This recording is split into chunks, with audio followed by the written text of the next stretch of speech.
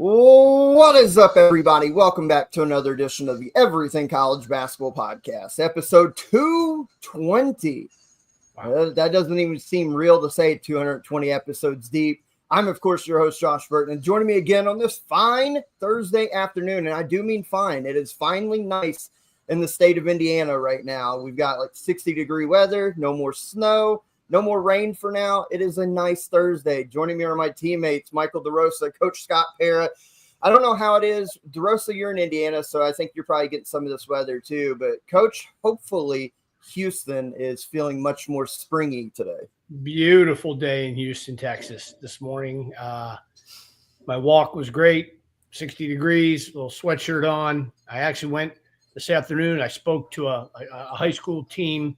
Asked me to speak to their team before their state tournament run that they have going on. So I went over to, I was in the gym today with a ball. I actually took a few shots at a basket, which first time in a while, which is even random because even when you coach, you don't shoot many shots at a basket, which is crazy. Except for I used to shoot free throws with my guys. I used to have competitions all the time. So yeah, I had a good day, and I'm excited for this show, and I'm excited to hear about your night last night, obviously, and talk some hoops with you and Michael. Yeah, thanks. Last night I watched the Butler game. They got really close, but unfortunately I was just doing a bit to cutting off because I know you were talking to Josh. Yeah, no, it's good to be here. It's good to be talking some hoops. Very interested to see how the Indiana game went for you, Josh. And yeah, just fun to be last show of February, guys, right? Yeah, March is right here, man. So Michael helped me out with this episode, getting it kind of set up today. And aptly named, Here Comes March, because this Saturday we will be turning the calendar to March, and you guys all know what that means. I mean, we are literally this upcoming Sunday when we do our show for episode 221. We will be 2 weeks away from Selection Sunday. Season has went quick. It is now nut cutting time for everybody around the country. Shoot, we've got conference tournaments next week to start watching and talking about. A lot of exciting times. But yeah, you guys asked me about my Indiana experience. So I'll be 36 in June, and I've lived in Indiana my whole life. And I've only ever been to Assembly Hall for an AAU event that I went down there, had a team playing one day, and then the other days just went and watched some kids play that I coached at the high school level.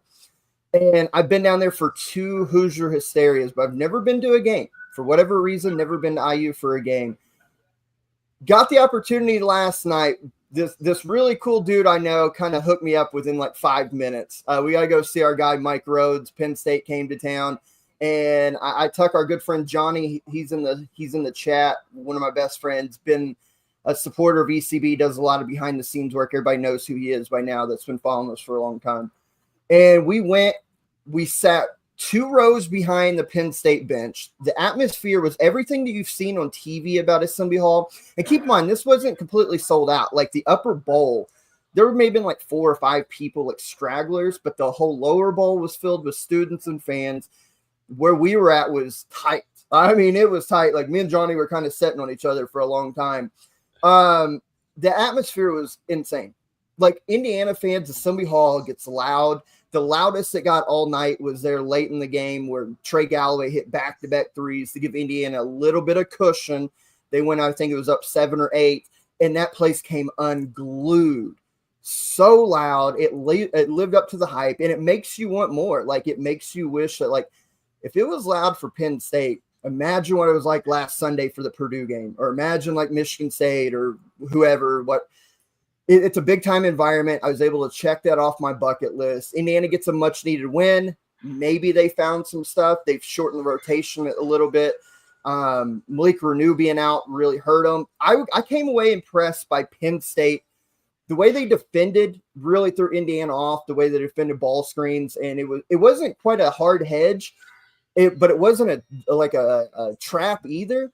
They kind of showed and then recovered, and Indiana really struggled with that for a long stretch.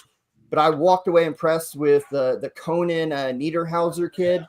Yeah. He is like in person, he's huge, right? Like he's pushing 7 foot, and he's kind of wiry, linky, so he doesn't have the Omar Ballo size to him. but he's got a skill set, man, that give him another year, develop more of that outside game to pair with what he can do with his footwork inside. And I think Mike's got something really, really fun to work with, considering he's got his best recruiting class ever in Penn State history coming in next year. So I think exciting times are ahead for Penn State, if we're being honest. They just kind of ran out of gas. Indiana at home made plays, but I thought the atmosphere was incredible. I thought the game was really interesting game, and Indiana got a needed win that they needed. What a fun time, man. I enjoyed the hell out of myself, though.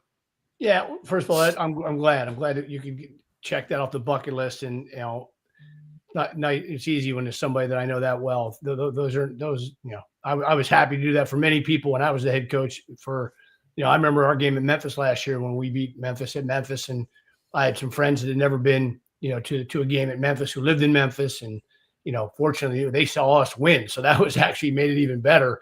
Yeah. But it's always fun to do those things, have those experiences. But the game, like, I think Conan Niedenhauser has a chance to be a really special player. Yeah. Like, you hit so many of the points, Josh, but he's got really good hands. Mm-hmm. He finishes well, and he just keeps, you know, he runs the floor.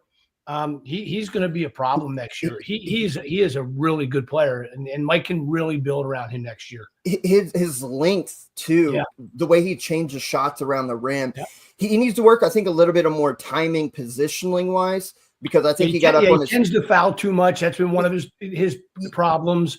Yeah, that's cost him some games late in the year. He just had some silly, dumb fouls when he had 3 or 4. But boy, he's got a chance. He really does. And like, elite shot blockers will always tell you jump second, right? You don't jump first because you'll find yourself in trouble.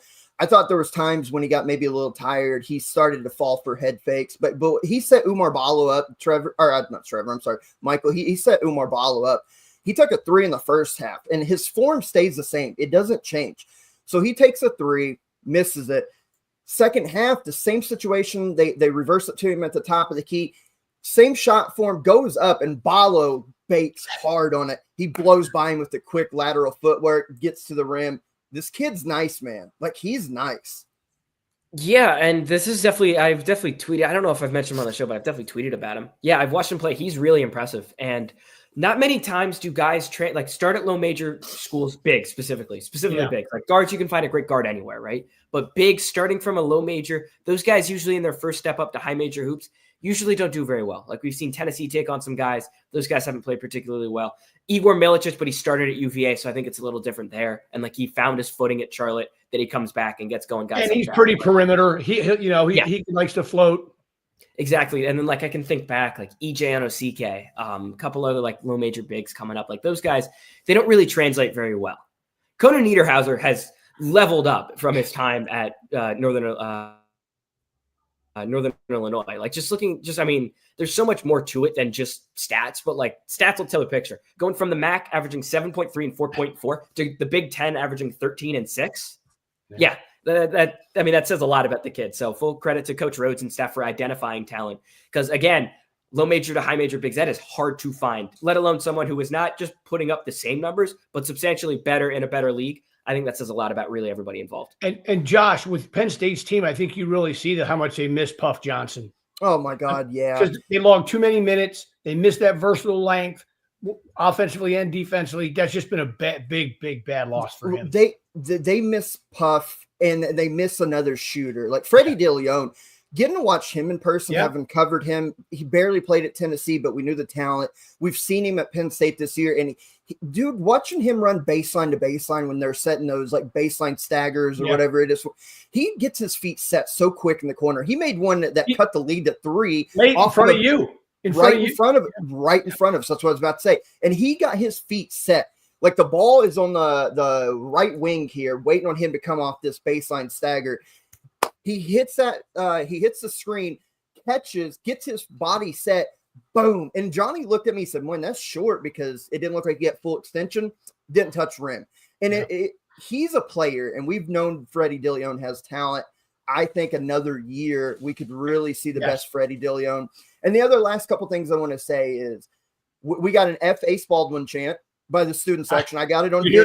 You hear that on TV, clear as day. I posted it to our Twitter page. Got Indiana and Purdue fans arguing over that, so that's fun. And the reason being because the students were, and again, credit to Indiana fans, like they're loud, and they were on Ace Baldwin's case all night.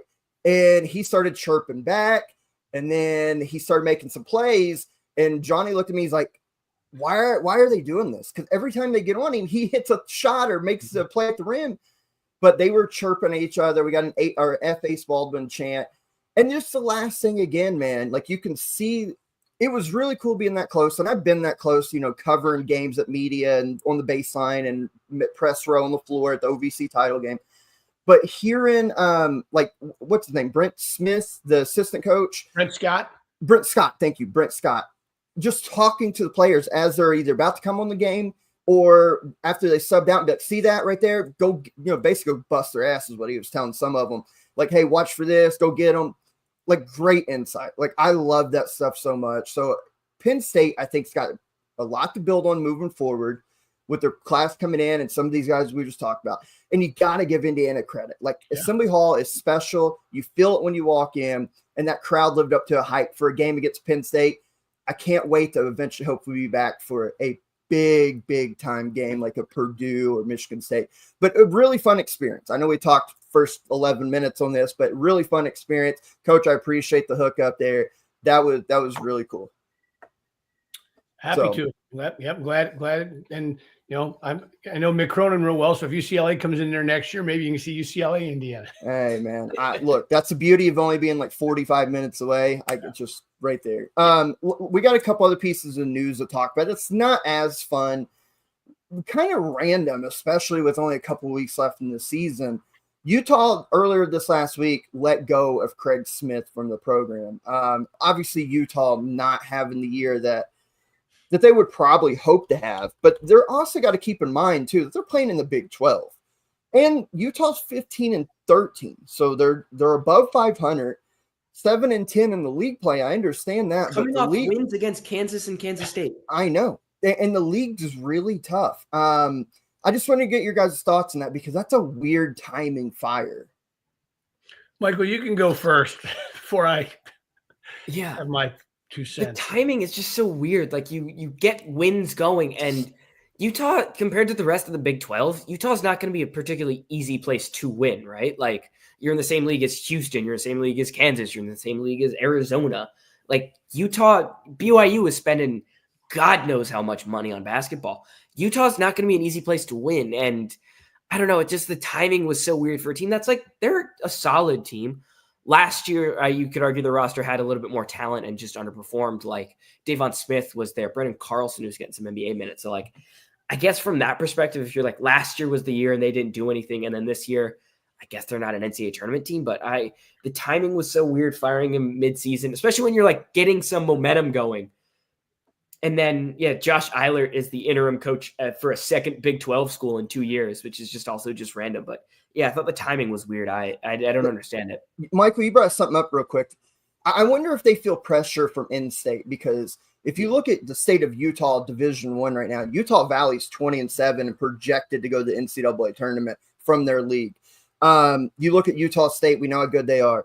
You look at BYU and what they are doing. They're a top 25 team right now, going to the NCAA tournament by all accounts, and they've got huge NIL, the best player in the country coming in next year. I wonder if maybe they felt a little pressure and jumped to a rash decision, Coach. There's no question that plays part of it, okay, in my opinion. But to both of your points and Michael's point, just wait till the end of the year. Yeah. Like, look, I get it. Utah, to be 4 years, not in the NCAA tournament. There's a level, a standard that you expect from your team and your program. And it's the 4th year, it didn't happen. Okay. Just wait till the end of the year. I cannot find the benefit from anybody's side of doing it, coming off those wins with 4 games left in the year. Because from what I can tell, just reading and following, he's a great guy. Yeah. He's busted his butt for the school. The kids, I have a kid playing for him, Keanu Dawes, who respects him and thinks, likes him. Just wait till the end of the year. Yeah. I don't get it. I don't. And look, maybe there's more to it. We're not on the inside. We will never know, or maybe someday we will. But just on the surface, I don't get it. I don't think any of us do. And like you said, there may be something inside, like some internal friction that maybe there's just time to go. But you're so close to the end of the year. Like 2 weeks. I don't. Yeah, let it ride out. Like let it ride out. But they weren't on a long losing streak. They were. I mean, I just can't. I don't get it. And then yes, but to your point, back to the original point. Yes, I think the in-state success of those teams, and if 3 of them make the NCAA tournament and Utah doesn't in year 4, I get it. Yeah, I think that makes sense. But come on, something to keep an eye on. I mean, add Utah to the list of growing job openings that we've talked about throughout the course of the year already. And of course, we know it will not be the last in the high majors to open up at some point this off season. Let's get into the games that happened this week, though, on this Thursday edition of the podcast. Let's start with, you know what? I had it with Michael, you had it with Houston and Texas Tech, top 15 matchup. We will get to that. I want to talk about the game that was playing and the shot that happened while I was at Indiana last night, just because of the magnitude of the shot, but the magnitude of what it affects in the Big Ten. And that's Michigan State going to Maryland and winning in a top 20 showdown last night. From what I could tell, not the prettiest game, low scoring, but then Trey Holloman hits one from just over half court. You might as well say 3/4 court in College Park to win a game for Michigan State on the road that puts them at 4 wins in a row since the Indiana loss. We talked about it on Sunday, they are in control of the Big Ten Conference, and they just dispatched one of the remaining challengers left. They do have Wisconsin, Iowa, and Michigan coming up, so it's still plenty to play for and all those. But big-time win, huge shot, and probably a really ugly game, Michael. Michigan State just gives Team of Destiny vibes to me. Like, they just don't lose. It's just like that's just the vibes they give off. And in this game, just watching the end of it, I thought Maryland was going to pull away. Like, if the game went to overtime, even when Gillespie missed that shot, it's like, okay, this game's going to overtime. I think Maryland's going to win just because they have all the momentum going. Then Holloman gets the ball, throws that up from 3/4 court, swishes it. My roommate just got back from work at the time, so he was trying to sleep. I probably woke him up when I screamed. Joe, I apologize. He's not listening. So, but man, yeah, that was crazy to watch. And before that shot, Michigan State only made 3 threes in the game. 3. That's their 4th, but man, I watched the whole thing, and I ironically, I have a room in my house downstairs where there's 2 chairs, and if my wife's watching something in the other main room, I watch it. The game's in there, and she came in and she was watching with me, and she literally, I mean, she yelled. We couldn't believe it, when he did it. But here's a subtle thing that when you watch the replay of the shot, who's the big man? Who's number 0 for Michigan State? The big kid who got the rebound. Is that Jackson Kohler? Yeah, I'm telling you right now, Jackson Kohler is an underrated MVP of the game because he had the sense. His back was to the basket when the ball hit him to turn and flip the ball to Holloman. Like it was total like boom, second nature. And Holloman got past Queen, right? And then threw an incredible shot, but a little underrated play by Jackson Kohler to get the ball to Holloman so he could get the shot up. I thought it was really impressive. Just basketball instincts by the kid. Yeah. Michael, you brought up something about this feels like a team of destiny. And we've talked about it here recently, but it really does kind of hammer home the point. Michigan State doesn't do anything great on offense or defense. They're just really good at both sides of the ball and do all kind of the little things. They outwork teams. They hit the offensive and defensive glass. They dominate paint points. They opportune transition. They hit the threes that needed, even though they're not a great three-point shooting team. Three-point shooting team. This feels like classic Tom Izzo. Yeah. Like this feels like a team that whether they're a 2 seed, 3 seed, whatever they fall at on the seed line 2 weeks from now, you look at it and be like, I don't know. They could probably get upset in the first weekend, but then you look up in real time, it's like, oh shit, Izzo's back in another Final Four. Like this is what it feels like. It's team of destiny, yeah. And you said they're not elite either side. I want to give credit to their defense. I think the defense is just excellent. I mean, just in Big 12, it's great. Yeah, it's great. Yeah, like They're the best defensive rebounding team in the league. Teams are only shooting in league play are only shooting 27.4% from three against them, which is best in the league by a good margin. Defensive efficiency, they lead the league in conference play. Their defense is awesome. Offensively, they definitely have some questions just because, I mean, so much of their offense comes from inside the arc, and they get to the free throw line very well as well. But yeah, just team of destiny. Did you see Coach Izzo's on-court interview after the game? I didn't get to see it. No. Thing of beauty. He was basically like, look, I know we got lucky there on that shot. We deserve to win. We outplayed them. We were up 9. I know it was a little luck there. I get it. But we deserve to win. We deserve to win. He was awesome. That's a great Izzo, by the way. Getting that little rasp in your voice. I like that. It was great. He was so like, it was real. Like it was just a coach saying some things you wouldn't normally say. Like, yeah, you can say what you want about that luck shot. But we played better. To the defensive point, this 4-game winning streak, 3 of them's been on the road at Illinois, Michigan, and Maryland. 3 very tough buildings to go get wins. In all 4 games, Purdue included at home, they have not allowed more than 66 points. It's unreal. I mean, compare that some to crazy last field goal per thing too, right? And the last 4 minutes, 0 field goals the last 3 games or something they gave up. That's some crazy stat. Compare this team to their last Final Four team in 2019. 2019, they went 32-7, went all the way to the Final Four, got beat by Texas Tech. Number 5 in offense, number 9 in defense. This year, they're 26 in offense, but 6 in defense. I'm trying to think all the years Sparty went to the Final Four to try to do a comparison here. What year? I know 2010 they went.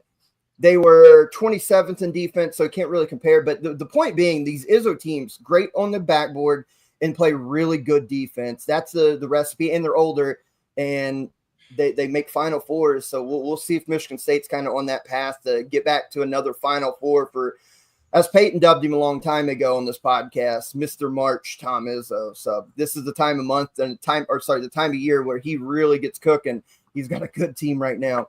Let's go back to that Houston game that happened earlier in the week. Number 4, Houston hosted number 11, Texas Tech, in a rubber match of their only loss in conference play this year. Interesting game back on Monday night. Tech tried to hang around. They had a lead early, 19-16, but Houston got their footing, was able to take the lead, and didn't really look back in this game. Houston wins 69-61. Milos Uzan with 22 points in this ball game. They got 16 and 7 from Juwan Roberts. LJ Cryer was held to 5 points in 31 minutes, and Houston still wins by 8. Coach, we've talked about this a million times with Houston. That is a scary team when LJ Cryer only scores 5 on the road, and they still win by 8. And this is I watched a lot of the end of this. What an unbelievable job by Grant McCasland. Let's just start there. I mean, without those 2 dudes, and they went 14 rounds with them. I mean, Uzan hit a 3 in front of Kelvin, in front of the bench that won the end of the game, put him up by maybe 6, right? It was 3 or 4, put up 6 or 7. That ended it, but it was a 1-possession game late. And then I thought, Houston does what they do, Josh, like you said, they just strangle you at the end. They just suffocate you to death by 1,000 cuts. You can't make enough shots or plays or whatever to beat them. They're just that good. And then I love the post-game press conference. I mean, I love listening to the coaches because I've sat in those chairs, and Kelvin was just awesome. Like this is an asterisk win. He was giving so much credit to Tech, right? Which was really cool. Didn't have to do. And then Grant's counter was just also great. Doesn't matter who's playing. They played better. They won. We didn't have some guys. So what? Nobody's going to remember that. They're going to see the score of the game. It's about who wins the game. Both guys were just first class, tremendous. The game was awesome, and Houston's just better. And with that win, Michael, Houston at least guaranteed themselves a share of the Big 12 Conference. One more win this upcoming weekend against Cincinnati, and they'll win the outright Big 12 Conference for a second year in a row. They've got a 3-game lead over Arizona. It's the only team who can catch them. You might as well say Houston wrapped up the Big 12 Conference with that win Monday night over Texas Tech. I mean, but as Rick Pitino said last night, we're not playing for a share of anything. Right. We'll take it all. Yeah, I mean, I'm impressed with Texas Tech, as Coach mentioned. They played 6 dudes. They just ran 6 guys out there and kept them in the game. They beat Houston at Houston's own game, 17 offensive rebounds. I would have to go back on the numbers, and I don't really want to do that now. But it feels like the last time someone would have had 17 offensive rebounds against Houston, I can't imagine when that was. Maybe Auburn did it early in the year, but like other than that, 17 offensive boards against Houston is just kind of crazy. But yeah. Kerwin Walton hit 4 threes. Elijah Hawkins, I like his game a lot. 5 assists, just 1 turnover. Really quick guard, fun to watch. And Christian Anderson, the freshman, I really like. Love him. Yeah. A&M in that historic tournament game in the second round of the NCAA tournament last year, 26 offensive rebounds against Houston. 26. But by the way, as you guys are talking, I'm thinking, you mentioned Patino, but this is like the year of the OGs, right? Izzo, Patino, and Sampson. It is, that's a good point. Pretty cool. How about that in an era too where a lot of their contemporaries have stepped aside? So that's a really good point. Houston continued. So much of it, just philosophy wise, is everybody's trying to attack the transfer portal. Like Eric Musselman, what he was so with those Nevada teams and those early Arkansas teams was he was like the first guy to use the portal, right? Like that's how we got the Martin twins, who both ended up playing in the league right now. Jordan Caroline, who at least was playing in the league for a bit. I don't know if he's still there, but like he was the first guy to really start using the portal like that. Then people caught up, and now you see his teams. His last Arkansas team wasn't very good. His teams at USC this year, it's his first year there, so he got some time, but like they're not great either. Everybody else is starting to use the portal and catching up. That some of these older guys, Patino's found a way to make the portal work for him. Izzo didn't really use the portal except to get Fiddler and Zapala. And he's working with development. You're finding the way to use your style in this new era, and I think that's kind of part of it to me. And Kelvin's Kelvin. He's recruiting the culture, and he's not changing for anybody. Yeah, he ain't budging nothing. Love it. Speaking of A&M, first of all, and it's partially their fault, but it's mainly on these TV networks. We gotta stop blocking games in 2 hours. Because the majority of the country did not get to see Kentucky and Oklahoma until 8 minutes left to go in the first half, because a game that started at 7:00, Texas A&M and Vanderbilt. I need to find the tweet. I read something on this, but like it was Me too. Go ahead. You go, Mike. Yeah, the last 2 minutes and 23 seconds was like 38 real minutes. Yeah. 38 minutes. Yep. Yeah, crazy. What are we doing? I mean, that's terrible. It was absurd. Fouling and reviews and all this other tweets. It was like Vanderbilt gets a huge road win, and it's like I see 5 minutes ago. Then I look up. It's like, wait, that game's on my screen. It's still going on. Like, what's going on here? There's something got to be done about it. And I see people that are popular anymore on college basketball Twitter that try to list all the stuff that college basketball needs to improve on. Though we need to fix college basketball with December or a Christmas Day tournament and blah, blah, blah. I'm like, the biggest thing that college basketball needs to fix, in my opinion, 2 things. 1, the referee issue. 2, scheduling. And that kind of ties back in a weird way to the refereeing, because the reviews are out of hand. We have too many reviews in games. Make a judgment call, go with it, or go to the monitor. If it's not clear, then stick with your original call.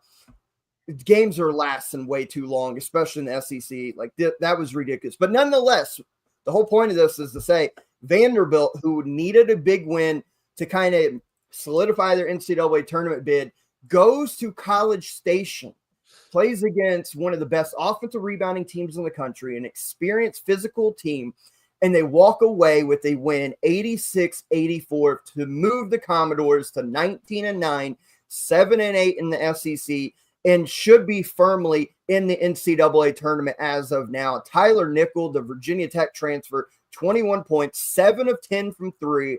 They get 15 from Jason Edwards, who's a little flamethrower, 16 off the bench from MJ Collins, and then a whole bunch of random production from other players throughout they played. Everybody who played at least 9 minutes and contributed something, whether it be points, rebounds, or whatever. Great team win. We've talked a lot this year about Vanderbilt because how big of a surprise they've been.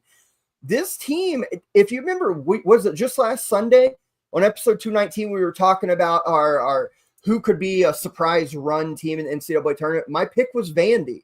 for this exact reason, because how tough they are to match up against.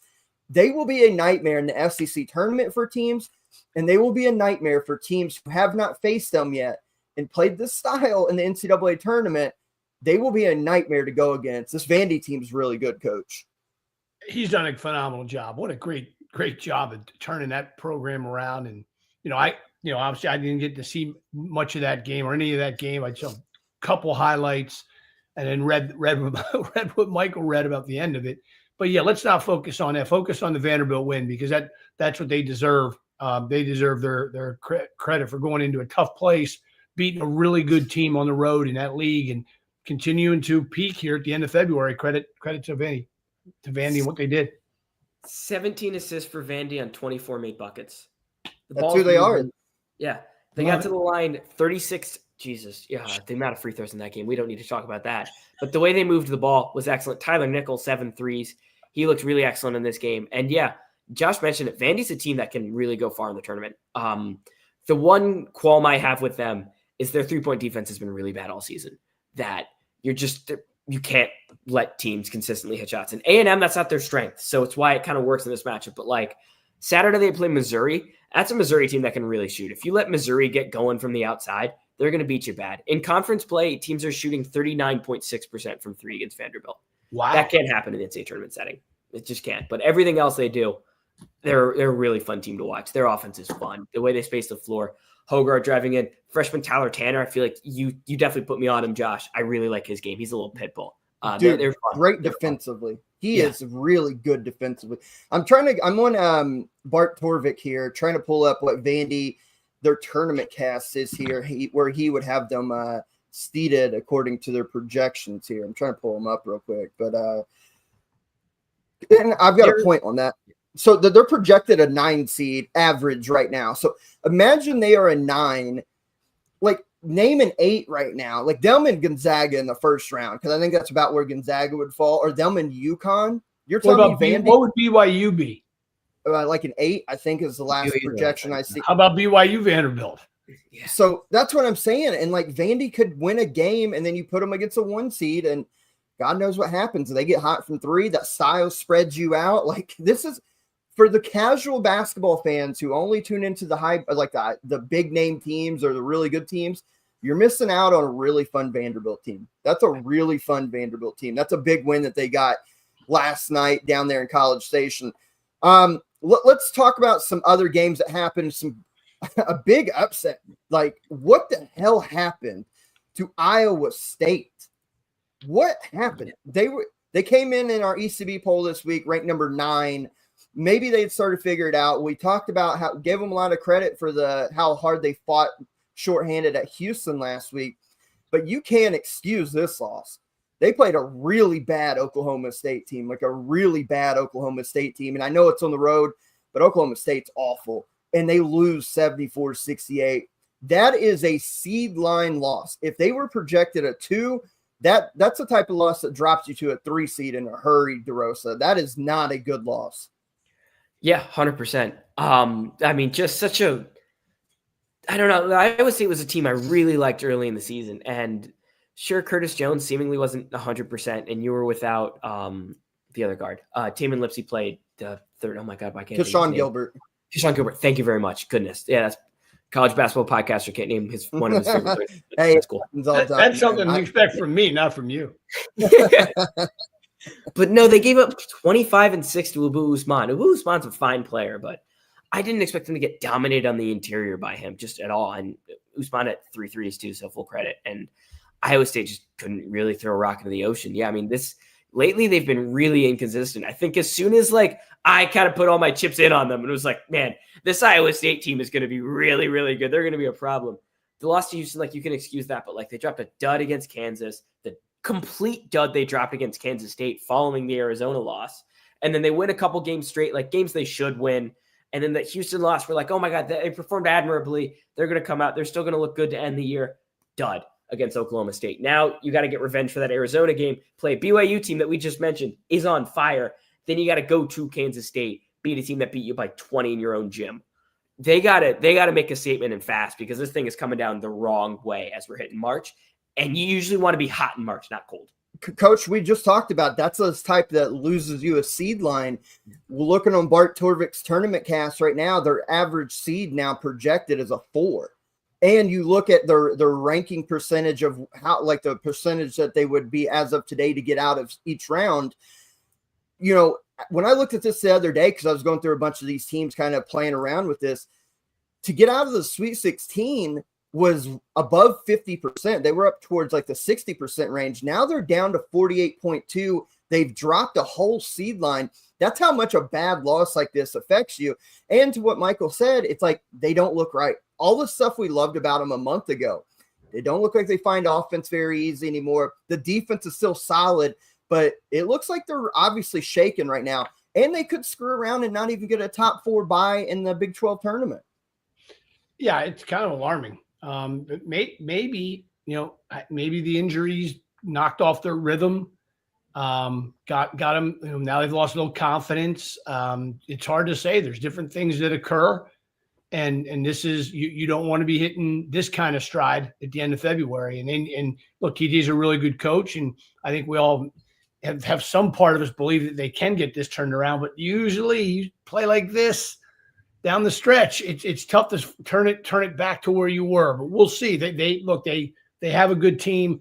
They need to get fully healthy, and then just see how the matchups look like, not only in the Big 12 tournament, but also in the NCAA tournament. It hurt them.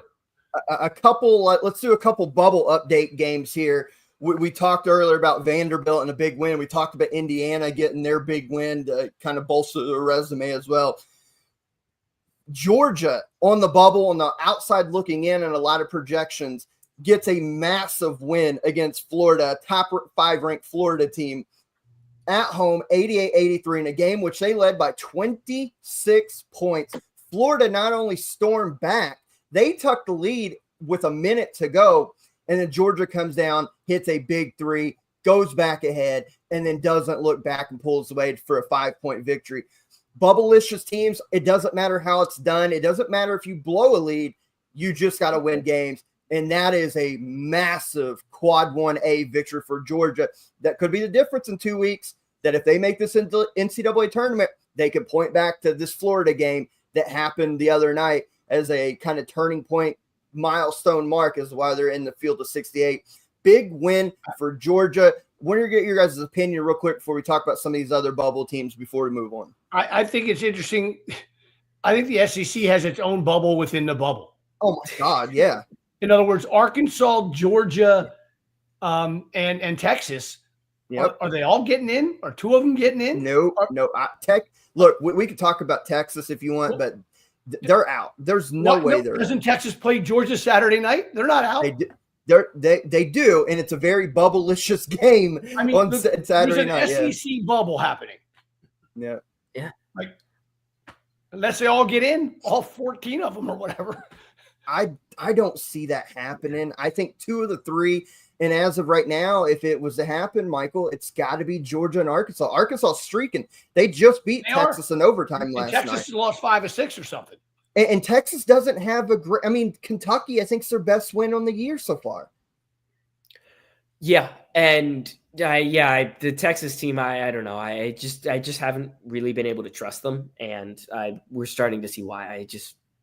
I don't know. I think that's all I got to say there. But credit to Georgia for this game. Silas Demery, your boy Josh, 21 points. He was great. They found a way to win this game. They didn't. I mean, you mentioned it. They blew the lead, but they found a way late. Asen Newell, the star freshman, made some plays. Yeah, if they get into the tournament, I mean, 17-11 on the season in a really tough SEC. Your conference record's not the prettiest thing in the world by any means, but look, if you're battle tested the way you are in the SEC, you can win a game in the tournament. The Saturday night game might be loser, you're out for sure. Yeah, I completely agree with that. Lose and you're probably out, but that's a fun match. I like the wrestling tone there. Real quick. Trey Johnson, this dude. He's awesome. He's awesome. It was 1 against 5. I mean, I watched the whole end of that game in overtime. This dude, I've seen guys put teams on back. He scored every basket. I mean, fadeaway, step back, driving. He was phenomenal. Johnny and I were watching that game. So full disclosure, on our way back from Bloomington last night, we were watching the final 6 minutes of Kentucky, make sure they won, and then switched it over for the overtime period of Arkansas, Texas. Then I went back because I was jazzed up from last night, started watching highlights from all the games I missed. Dude, Trey Johnson, like Arkansas thought they had this game won in a regulation. They were up 5-6 points late, and he just basket after basket after basket. Unbelievable. And imagine where Texas would be right now if they did not have Trey Johnson. Like they would be in the cellar bad. Yes. He is the real deal. Look, he's going to go to the NBA, obviously. And whoever gets him, I think they've got a superstar on their hands because he's built for the NBA the way he can go create his own shot. In today's NBA, you go create your own shot at that level. Yeah, you're built for the NBA, bro. A couple other bubbles real quick. Wake Forest, we pronounced them dead after the North Carolina State loss last week. You lose to a not great Virginia team to follow that up. What's worse than not being on the bubble? Like you're on an island of irrelevancy right now, maybe? I don't know, but Wake has really hurt themselves. And they did it for the second year in a row. Yeah. Last year they beat Duke. Yeah. We all came on here and was like, yeah, they're going to get in the tournament. They crapped the bed at the end of the year. They beat Duke again this year. And then they crapped the bed. I just guys, I don't know. I'm sorry, they did not beat Duke. They beat they did have a big win, didn't they? Clemson beat Duke. Clemson beat Duke, that's right. So yeah. Okay, so that's what it was. Wake had won 6 in a row. They went at SMU and won. They beat SMU on the road. That's right. Okay, yeah. So they didn't beat Duke this year. I'm conflating the two. But nonetheless, Wake was in the tournament a couple weeks ago, and they completely played themselves out of the NCAA tournament. And look, they get Duke again coming up. That might be the only opportunity they've got. You can't lose the Notre Dame on Saturday. Try to steal that Duke game, and you can't lose the Georgia Tech. Where's the ND game at? It's in Winston-Salem. Yep. Okay. I was going to say in South Bend, that would be shaky. Well, I still think it may be shaky because look, Hunter Salas is amazing. Hunter Salas is awesome, but he's really it. Cam Hildreth is good when he gets rolling. Tyler Johnson, kind of the same thing, but those guys are so inconsistent.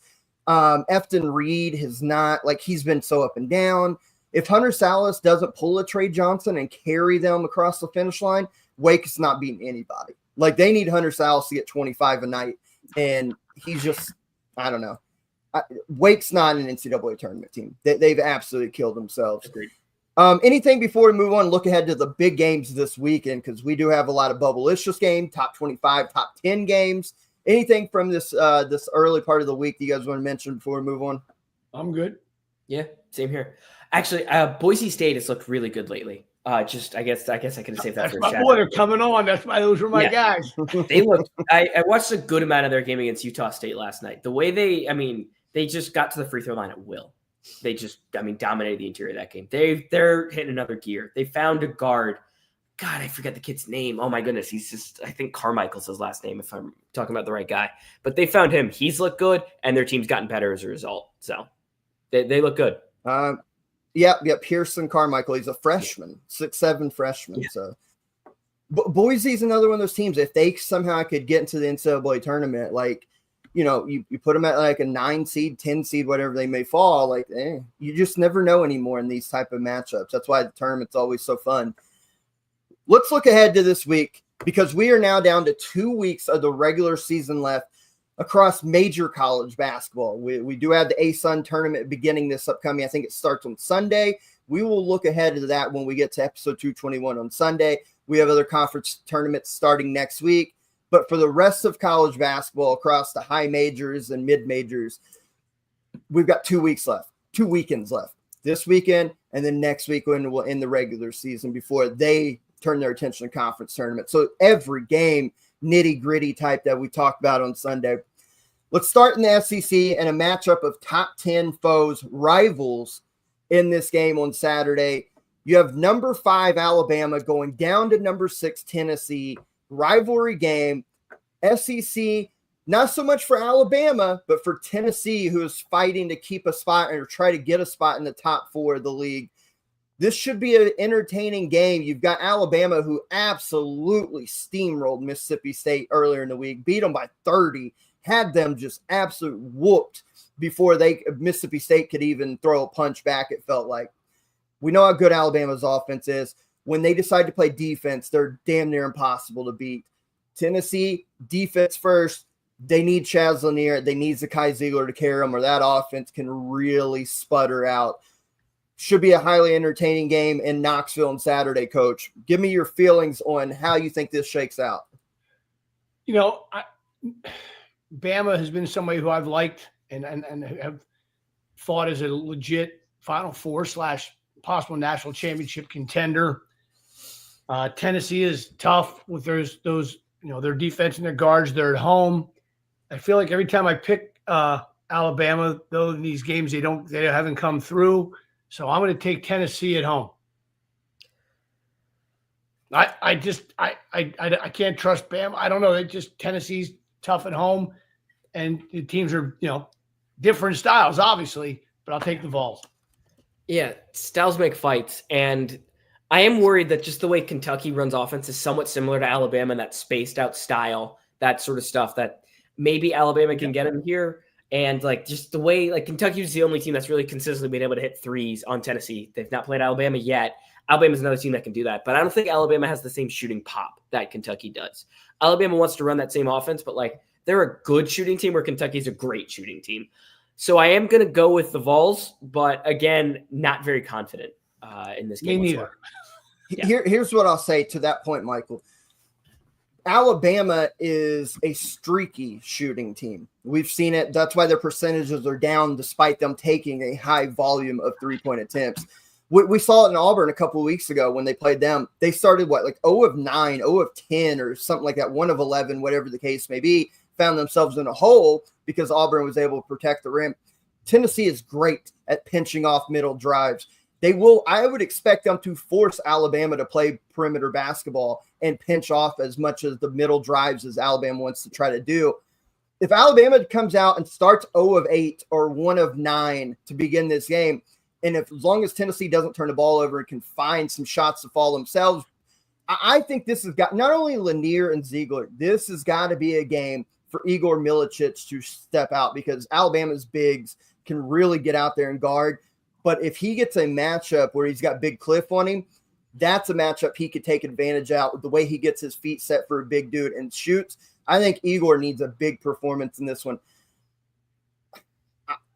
I'm going to say Tennessee as well. I think that defense can really bother Alabama, and if Bama does not hit their threes early, I think this could be a game they're playing from behind a lot, and Tennessee's one of those teams you don't want to play from behind at. Give me the Vols. I'll take Tennessee. They need it to stay in the top 4 because they're currently tied with Missouri right now for the final spot there in the double bye. I think they need it. I think Tennessee gets it. This should be a really interesting game, though. Let's stay in the SEC. Number 1 Auburn comes to Lexington to play the number 18 ranked Kentucky Wildcats. Kentucky pulls one out of the fire last night at Oklahoma. Otega-Oweh, the final 18 points in a row for the Wildcats. Wow. Made every play possible. Yeah. Lamont Butler and Jackson Robinson are back. Jackson only played 7 minutes, but he gave him 7 points. Looks like that wrist maybe still bothering him. Lamont looked fine, but he ends up fouling out. I expect both those guys to play again on Saturday. Lamont, especially, I expect him to play big minutes. Jax maybe only 10 again, but if he gives you something in the 10, especially if he hits a couple of threes, obviously goes a long way. Here's my thing with Auburn. They've been playing with their food a lot lately. Now, I know they kicked the hell out of Ole Miss last night. They finally got back to handling business. But you don't think Lexington at a 1 p.m. ABC game ain't going to be rocking? If Kentucky can stay in the fight, stay within striking distance, like they have, Alabama, both games, they were there the whole way. They had leads. They were in the fight. Other games they've lost, they've been in the way. Their problem is late turnovers, not boxing out will kill them in a game like this. I fully expect Kentucky to be in this game the entire way. I want to hear what you guys think on it. Josh, I'm going with the upset. Wildcats at home, Saturday afternoon. Your text, you'll be so fired up by 3:00 Eastern. I'll be worried about you. Kentucky. I'll be lit. Josh, who do you think guards Johni Broome in this game? Is it Amari Williams? Yeah, it's going to be Amari and Brandon Garrison. I can't see Andrew Carr playing on him.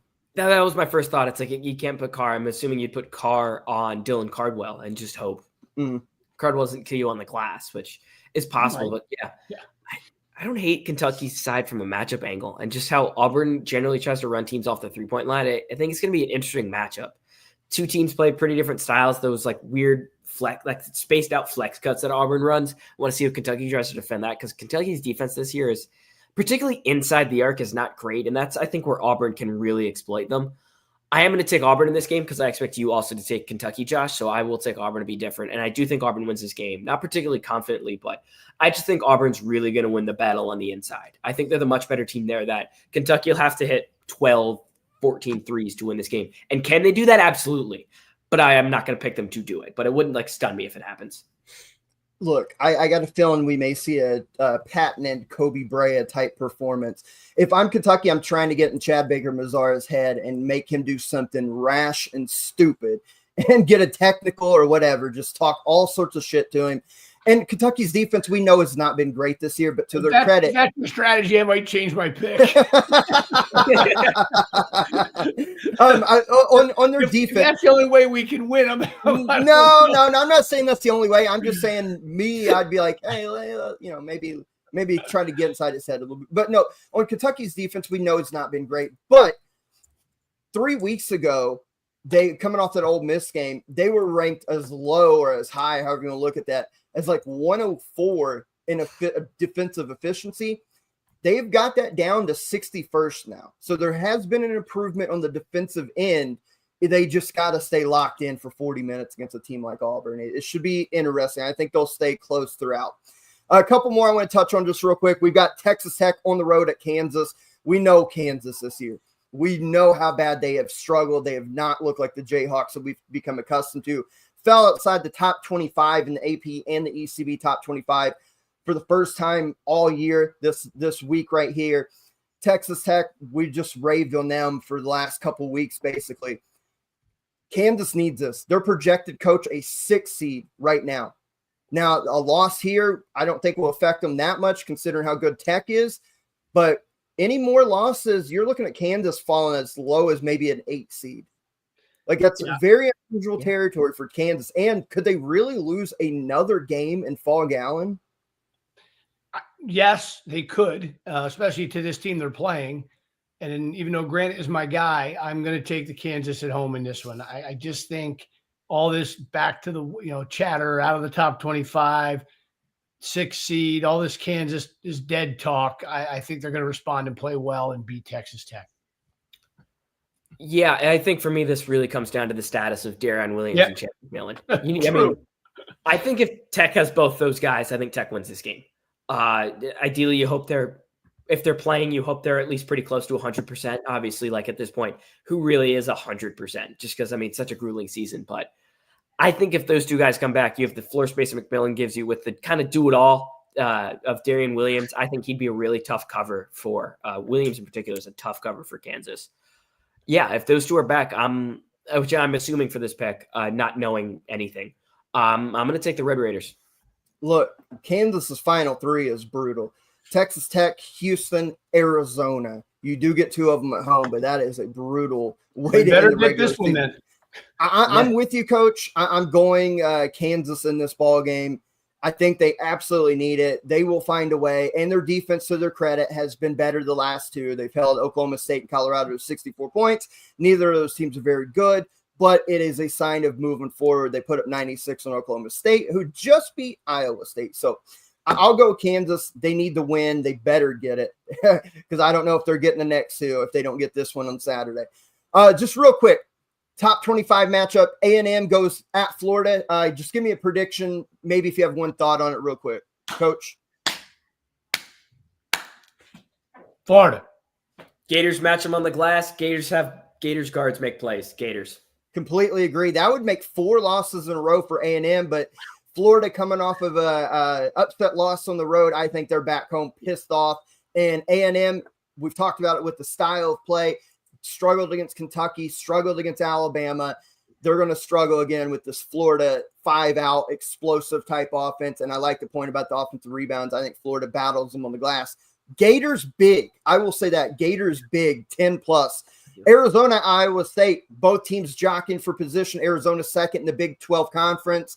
Iowa State's trying not to fall out of the top 4, coach. It is in Hilton Coliseum, but we don't know the status of the 2 guards, Curtis Jones, Keshawn Gilbert. We don't know if they're going to play, and if they are they healthy enough? This is a weird matchup in Hilton Coliseum on Saturday. Coin flip. I'll go Iowa State at home. Iowa State gets rolling back. They get revenge for that Caleb Love half-court shot. They win this game by 12 to 15 points. Okay. I'm going opposite. Arizona. Arizona gets a series sweep. Even if those 2 dudes play, I don't know if they're healthy enough and momentum. I think Arizona goes there and figures it out. We have one on Sunday that we will be recording for, so let's just give a prediction real quick. Wisconsin on the road at the Big Ten leaders, Michigan State. We know Michigan needs Wisconsin to win this to pull back to have a chance to win the league in the regular season. Coach, who do you got? This is a really entertaining game that'll be happening on Sunday. It is. I'm gonna go Michigan State. I'm gonna stay with Coach Izzo's magic run. The matchups in this game are really interesting. Wisconsin's ability to get the free throw line, but they're like the 5-out actions they run. I think it's going to create a really interesting matchup dynamic. I'm going to stick with Michigan State. I just think they'll find an answer. But no real logic behind that. All right, let's go to bank on it, and I will go first. If you notice, I didn't give a prediction for one game. I talked around it. I've got a feeling that you will see vintage Rupp Arena, and I've got a feeling that the Kentucky Wildcats take down number 1 Auburn. I will also pair this in a parlay, bank on it. We have a bunch of bubble-licious games that have implications for a lot of teams. I'm throwing a 3-leg bank on it parlay. I'm getting real bold this week or this Thursday. Kentucky takes down Auburn. Indiana goes to Washington and kills them to solidify them in the NCAA tournament. And I've got South Carolina taking down Arkansas to knock them back out of the NCAA tournament. Bank on it. Those are just the games you want to happen, right? That's what that was. I'm not an Indiana fan. Why would I want that? Okay. All right. I'm going to stay in the Big Ten, and I'm going to say UCLA gives Purdue their 5th loss in a row. Bruins, bank on it. I like it. There's a good chance of that, too. It's a crazy thing. Yeah. I've picked this team a lot in my bank on it. Vanderbilt's got Missouri coming to town. Yeah. I'm going the other way in this one. I got the Tigers. I think Missouri's going to, I think the way Missouri runs offense, I just think they're going to light them up from the outside. I got Missouri by like 10 points. Hey, you swerved me there because I wasn't expecting that. Let's finish today's show out with shout outs like always. Look, Otega Oweh, 28 points, 18. Nobody from Kentucky scored a field goal outside of Amari Williams. He was the last Kentucky player not named Otega Oweh. He had a dunk with like 12 minutes left to go. Everything from 12 minutes till the end of the game, Otega Oweh dominated his former team. That's the Otega Oweh. And I think he's played himself. If he's not going to end up being first team all SEC, he better be second team. He has been phenomenal this year outside of one game last week against Alabama where he fouls out with 2 points. Domination in Norman, Oklahoma last night. Special talent, special game from him. Trey Johnson, we talked about 39 points. What more can you say? He was unreal. And then here's one for Indiana fans. Caleb Banks played at Indiana, if you want to call it that, played at Indiana for 2 years, came in as a highly talented 4-star kid. Should have got more time for the Hoosiers because he could really help them out. He's at Tulane now. He's been killing it for the Green Wave. They get a win against, I think it was Tulsa the other night. He goes for 24-7. That's a dude I think could, if he wants to enter the portal again this year and come back to the high major level, he can shoot. He's a big body, rebounds. He can score. He's showing out at Tulane. Big performance. Got to give him some love because he sure in hell didn't get his chance fairly at Indiana, it didn't feel like. I have two. Other buzzer beater last night was crazy as well. Temple, USF. Zion Stanford gets his baseline jumper blocked, bounced right back into his own hands, buzzer beater winner for Temple. Oh my God. To break a long, it was crazy. Look, to break a long losing streak. And I'm going to ask this question before I give the shout out, but I better know the answer, Michael, even though you're young. You have seen the movie Hoosiers, I assume. Oh, yeah. Gene Hackman. Okay, my shout out is to one of the great movie lines from one of the great actors of all time from Hoosiers, R.I.P. Gene Hackman. My team is on the floor. That's right.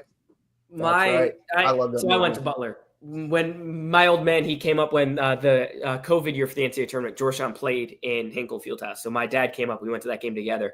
My dad walked into Hinkle Fieldhouse. He looked at me. He said, I have to do this. And he yelled, Hickory! Yeah. Yeah. It's like, so I got a fun, real quick sidebar Hoosier story. My junior year of high school, we played because they have the Hickory like museum or whatever up in, where it's north. Is it Noblesville? It's somewhere up here in northern Indiana, like northwest Indiana. My high school team, we got invited to play in the Hoosiers gym where they filmed that movie at, where all the major scenes are at. We played a game up there. So I've played in that building where they shot the film at. Very cool. That's awesome. Yep. Yeah, that's awesome. Yeah, but just to run through my quick shout-outs. One, Richie Saunders is playing like a pro at this point. He has been excellent for BYU. These last 3 games, he's put up 26, 23, and 22. For BYU, like when they've really starting to gotten rolling, it's been because of Richie Saunders. Want to give him a quick shout out. Eric Dixon last night, his Villanova team played an ugly game only a mother could love, but he scored 32 of Villanova's 59 points in a 59-54 win. Yeah, ugly. But shout out to him. I thought RJ Lewis looked like an NBA player last night. I don't know how he's not on NBA boards. Athletic, defends really well. Jump shot's fine. It's not great, but it's fine. But he's like, you can see him rounding in his skills. The athleticism is there for him to be a pro. I wanted to give him a quick shout out. And lastly, don't reach Youngblood. Chris Youngblood, 27 points on 13 shots.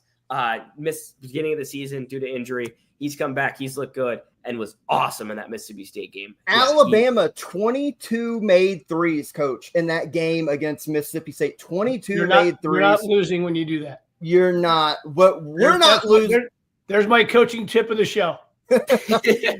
We're not losing with this team ever because we continually bring you great college basketball insights mixed with some humor. Yes, it's been a phenomenal season, and we're heading into the heart of it coming up as we turn the calendar to March this upcoming weekend. It's been a fun, crazy ride, but there's still more to go, and the best is yet to come. Welcome to March, ladies and gentlemen. The shit gets real now. A lot of fun. Until Sunday on episode 221, for all of us here, we appreciate you. Leave a like, follow, subscribe, all that fun stuff. Tell your friends about us. And until Sunday, we will catch you guys down the road. Peace.